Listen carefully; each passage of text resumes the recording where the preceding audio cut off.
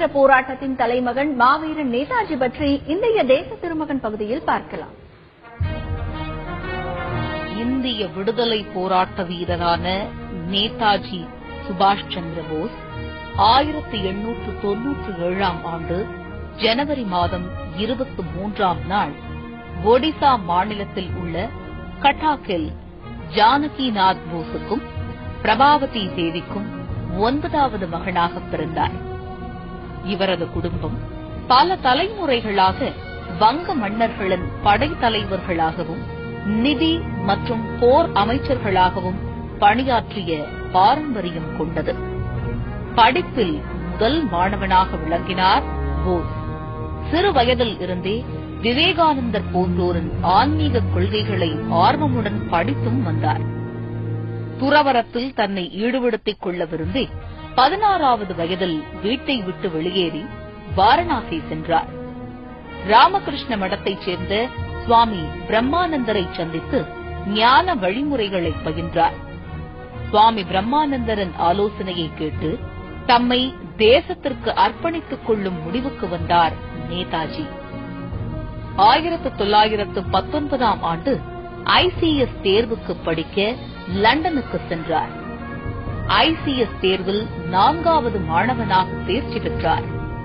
ஜாலியன் வாலாபாக் படுகொலை சம்பவம் குறித்து கேள்விப்பட்ட சுபாஷ் லண்டனில் தன்னுடைய பணியை துறந்து 1921ஆம் ஆண்டு இந்தியா திரும்பினார்.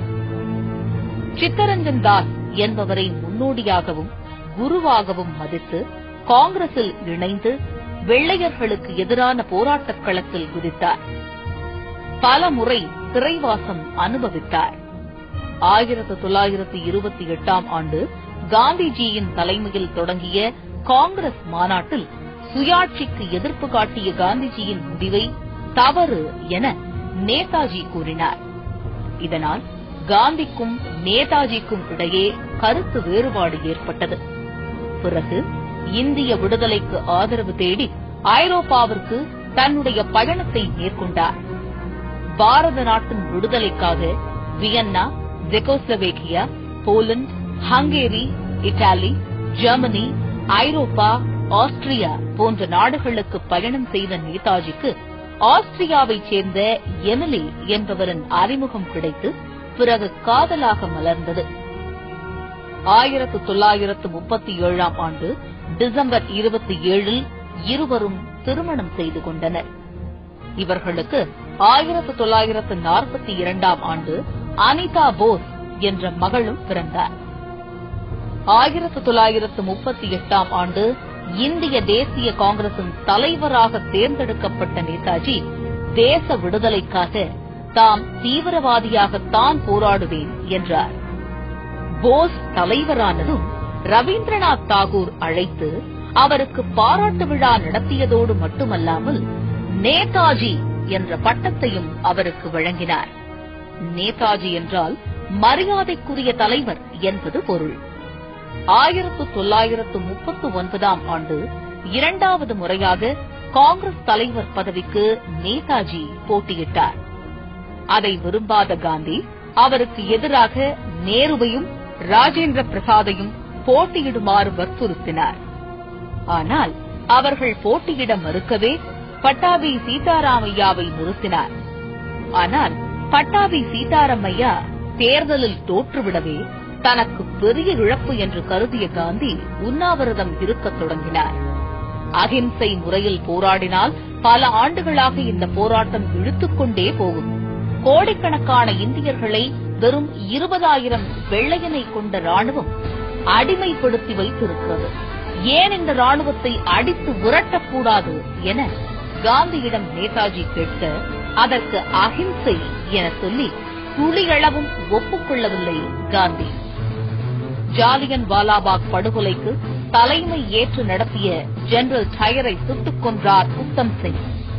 அதனை கண்டித்து அறிக்கை வெளியிட்டார் காந்தி. ஆனால் உத்தம் சிங்கை பாராட்டி கடிதம் அனுப்பினார் போஸ். காந்திக்கும் போஸுக்கும் இடையிலான உரசலை இந்த சம்பவம் அதிகரித்தது. நேதாஜி காங்கிரஸ் கட்சியில் இருந்து தானாகவே வெளியேறினார்.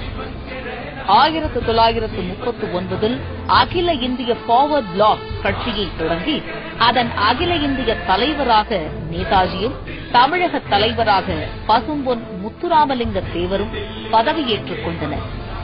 1940ஆம் ஆண்டு ஆங்கிலேய அரசு நேதாஜியை கைது செய்து சிறையில் அடைத்தது. 2ஆம் உலகப் போர் நடந்து கொண்டிருந்த மும்முரமான காலகட்டம் அது. பாரத தேசத்தை ஆண்டு கொண்டிருந்த ஆங்கில அரசை எதிர்க்க இதுதான் சரியான தருணம் என கருதிய நேதாஜி 1941ஆம் ஆண்டு மாறுவேடம் அணிந்து சிறையில் இருந்து தப்பி பெஷாவர் வழியாக காபூல் அடைந்தார். பின்னர் கைவர் கணவாய் வழியாக ஆப்கானிஸ்தானை அடைந்தார். ரஷ்யா வழியாக இத்தாலிக்கு செல்ல வேண்டும் என நினைத்த நேதாஜி இந்து குஷ் கணவாய் வழியாக ரஷ்யாவை அடைந்தார். பின்னர் ஹிட்லரை சந்தித்து இந்திய சுதந்திரத்திற்கு உதவுமாறு கோரினார். இந்தியாவின் விடுதலைக்கு முழு ஆதரவு தருவதாக ஹிட்லர் உறுதியளித்தார். 1941ஆம் ஆண்டு சுதந்திர இந்திய மையம் என்ற அமைப்பை தொடங்கிய நேதாஜி சுதந்திர இந்திய வானொலியை ஜெர்மனியில் தொடங்கி இந்திய விடுதலை போராட்டத்தை மையப்படுத்தி செய்திகளை ஒளிபரப்பினார். நாட்டுக்கு என தனி கொடியை உருவாக்கி ஜனகணமன பாடலை தேசிய கீதமாக அறிவித்தார். ஜெர்மனி, இத்தாலியின் உதவி கிடைக்காது என தெரிந்த பின் போர்க்காலத்தில் நீர்மூழ்கி கப்பல் மூலம் ஜப்பான் சென்று உதவி கேட்டார். உதவிகள் தயாரானது. பிறகு சிங்கப்பூரில் ராஷ் பிகாரி போஸ் தலைமையில் தொடங்கப்பட்டு செயல்படாமல் கிடந்த இந்திய தேசிய ராணுவத்திற்கு தீவிர பயிற்சி அளித்து அதனை தலைமையேற்றும் நடத்தினார். 1943ஆம் ஆண்டு சிங்கப்பூரில் நடந்த மாநாட்டில் சுதந்திர அரசின் பிரகடனத்தை வெளியிட்டார். சுதந்திரத்திற்கு போராடி நாட்டிற்காக உயிர் தர இளைஞர்கள் வேண்டும் என ஆட்கள் திரட்டி பயிற்சி அளிக்கப்பட்டது. முதற்கட்டமாக தமிழ்நாட்டுக்கு வந்தார். அவரது துடிப்பான பேச்சை கேட்டு தமிழர்கள் ஏராளமானோர் நேதாஜியின் பின்னால் சென்றனர். நேதாஜியின் மீது பெரும் பற்று வைத்து அவரது படைக்கு ஆட்களை திரட்டிக் கொடுத்தவர்களில் முக்கியமானவர்களில் ஒருவர் பசும்பொன் முத்துராமலிங்க தேவர். காந்தியின் ஆதரவாளர்கள் எல்லாம் கூட நேதாஜியின் பின்னால் செல்ல ஆரம்பித்துள்ளனர். அதேபோல வெள்ளையர் படையில் இணைந்து 2ஆம் உலகப் போரில் ஈடுபட்டு எதிரி நாடுகளிடம் பிடிபட்ட இந்தியர்களையும் மீட்டு தமது இந்திய தேசப்படையில் இணைத்தார் நேதாஜி. சிங்கப்பூர், ஜப்பான் உள்ளிட்ட இடங்களில் இந்திய தேசிய ராணுவத்திற்கு போர் பயிற்சி அளித்தார் நேதாஜி. ஏராளமானோர் படகு மூலமாகவே சிங்கப்பூர் சென்று இந்திய தேசிய ராணுவத்தில் இணைந்தனர். அவர்களுக்கு ஆயுத பயிற்சி அளித்து இந்தியாவில் உள்ள வெள்ளையர்களை தாக்கி விரட்டியடிக்க வேண்டும் என்ற வீர உணர்வை போதித்தார். இந்திய தேசிய ராணுவத்தில் பெண்களுக்கு என தனி பிரிவான ஜான்சி ராணி படையை தொடங்கினார். பிறகு ஜப்பான், ஜெர்மனி மற்றும் இத்தாலி போன்ற நாடுகளின் ஆதரவுடன் பர்மாவில் இருந்தபடியே இந்திய தேசிய ராணுவ படையை கொண்டு 1944இல் ஆங்கிலேயருக்கு எதிராக போரை துவக்கினார். நேதாஜியின் போர் வியூகங்களும் தாக்கும் முறைகளும் மிக நேர்த்தியானவை, தந்திரம் மிக்கவை. அவருடைய இந்த வித்தியாசமான அணுகுமுறையைக் கண்டு பிரிட்டன் நடுங்கியது. ஆனால் இந்திய தேசிய படை பல காரணங்களால் தோல்வியை தழுவி பின்வாங்கியது. அப்போதும் வீரர்களை உற்சாகப்படுத்தி விரைவில் இந்தியா விடுதலை அடையும், ஜெய்ஹிந்த் என முழங்கினார். ரத்தத்தை தாருங்கள், உங்களுக்கு விடுதலையை பெற்றுத் தருகிறேன் என்பதே இவரின் புகழ்பெற்ற சூளுரையாக இருந்தது. நேதாஜி 1945 ஆகஸ்ட் 18 அன்று தாய்வான் நாட்டில் ஒரு விமான விபத்தில் இறந்துவிட்டார் என அறிவிக்கப்பட்டது. இது இந்தியர்களையும் உலைகுலையச் செய்தது.